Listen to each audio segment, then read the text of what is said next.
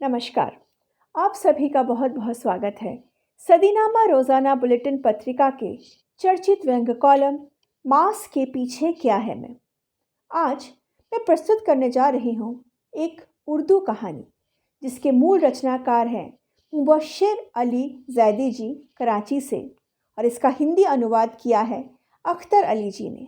तो आइए सुनते हैं आज की उर्दू कहानी जादुई कलम, जिसको प्रस्तुत करने जा रही हूँ मैं, आपकी होस्ट सुदेशना सामंत। मेरी माँ जादूगरनी थी। जब मैं पहली कक्षा में पास हुआ था तो मेरी माँ ने मेरे को इनाम में एक कलम दिया था, बिल्कुल आम कलम जैसा, जिसमें नीली स्याही भरी जाती थी। उसमें निब लगी थी। इसे इंक पेन भी कहा जाता है। यह आम पेन जैसा ही था। इसमें उस वक्त कोई विशेषता दिखाई नहीं दी।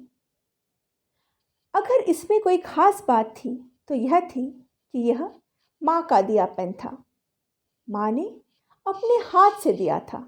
इसमें माँ की दुआएं थी। लगता है माँ की उंगलियों के स्पर्श से यह कलम जादुई कलम हो गया। आज 33 साल बाद भी यह कलम वैसा ही चलता है जैसा पहले दिन चलता था।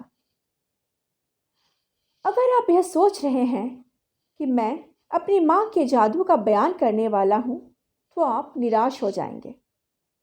अम्मा ने जीवन में कभी किसी के सामने किसी प्रकार का जादू नहीं दिखाया। उसके जादू का मेरे अतिरिक्त और किसी पर कोई असर नहीं हुआ। बाबूजी कभी उनके काबू में नहीं आए। हम जीवन भर दाल दलिया खाते रहे, लेकिन अम्मा ने कभी अपनी जादू से पुलाव नहीं बनाया। हम किराए के मकान में रहते रहे। उसने कभी जादू से कोई महल खड़ा नहीं किया। हाँ, लेकिन जब भी मैं बीमार पड़ता, अम्मा मेरे सिर पर हाथ फेरती, मेरे को राजा बेटा कहती और मैं ठीक हो जाता। जब भी मैं निराश हो जाता, अम्मी गले से लगा लेती और मेरे अंदर आशा भर जाती। जब भी मैं नाराज़ हो जाता तो अम्मी प्यार की झपकी देती और मैं खुश हो जाता।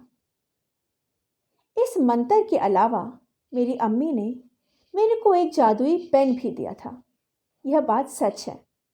बस मैं पहली कक्षा में पढ़कर पास हुआ था और इसके बाद हर कक्षा में बस यही कलम ही पास हुआ है। मैं तो साल भर खेलता घूमता और कहानियाँ लिखता। परीक्षा में जादू का कलम खुद ब खुद चलने लगता। जिन सवालों के जवाब मेरे को नहीं मालूम, उसके भी सही उत्तर लिखा जाता। इस पेन की स्याही में एक विशेषता और भी थी। यह कभी लीक नहीं होती थी। अगर आपने स्कूल वाले दिनों में स्याही वाले पेन इस्तेमाल की होगी तो आपको कभी ना कभी अपनी शर्ट पर या पैंट पर स्याही के धब्बे लगे ही मिले होंगे। मेरे हाथ और कपड़े हमेशा इन धब्बों से सुरक्षित रहे। स्कूल की पढ़ाई खत्म हुई। कॉलेज का दौर भी खत्म हो गया। कोई दोस्त डॉक्टर बन गया, कोई इंजीनियर, कोई फौज में तो कोई क्रिकेट टीम का कप्तान बन गया।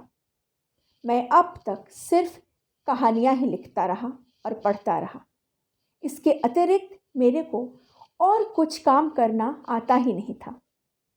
मेरे पास माँ का दिया हुआ जादुई कलम के अलावा और कुछ नहीं था। मैं इस कलम के भरोसे ही नौकरी तलाशने लगा। एक दिन मेरे को एक अखबार में नौकरी मिल गई। अखबार के दफ्तर में हर शख्स बहुत काम करता था। कोई वीडियो चलाता, कोई कैमरा चलाता, कोई हुक्म चलाता। मेरे को कुछ भी चलाना नहीं आता था। मेरे पास बस एक जादुई कलम था। हालांकि मेरे को इसे भी चलाना नहीं आता था, क्योंकि यह खुद ब खुद चलता था। अखबार में मेरे को कोई हेडलाइन बनाने की जिम्मेदारी दी गई। वहाँ सब कंप्यूटर पर काम करते थे, लेकिन मैं जादुई कलम से हेडलाइन बनाता और फिर उसे कंप्यूटर में डाल देता। अब मैं आपको कुछ और दिलचस्प बातें बताता हूँ। इस पेन में मैंने आज तक स्याही नहीं डाली है।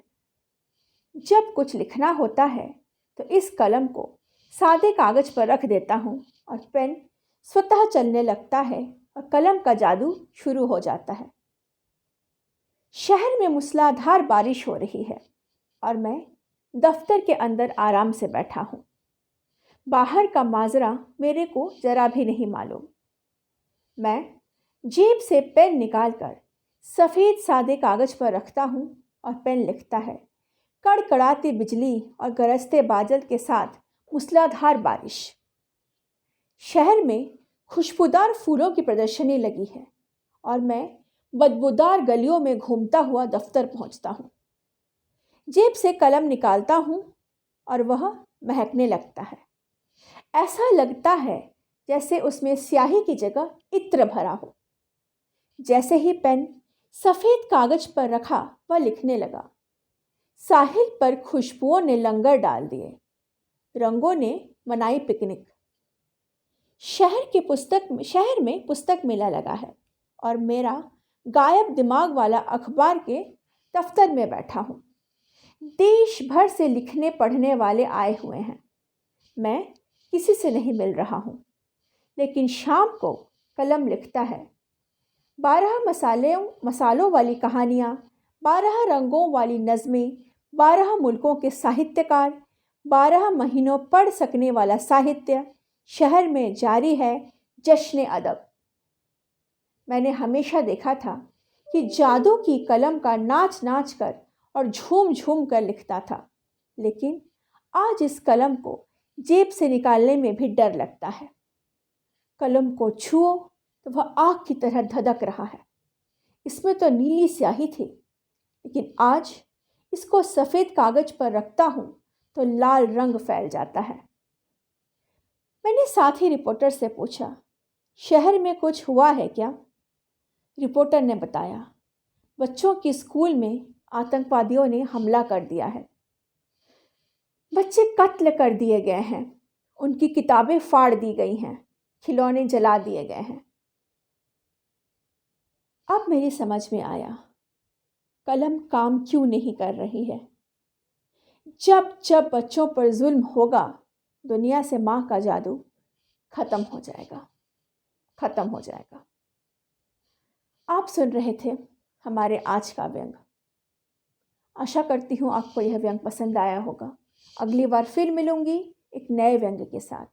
तब तक हमारे चैनल को सब्सक्राइब करना और वीडियोस को लाइक और शेयर करना ना भूलें। हमारे चैनल के संपादक हैं जितेंद्र टितांशु जी और मैं आपकी होस्ट सुदेशना सामंत। अगली बार फिर मिलती हूँ। तब तक आशा करती हूँ आप सभी सुरक्षित रहें, स्वस्थ रहें। धन्यवाद।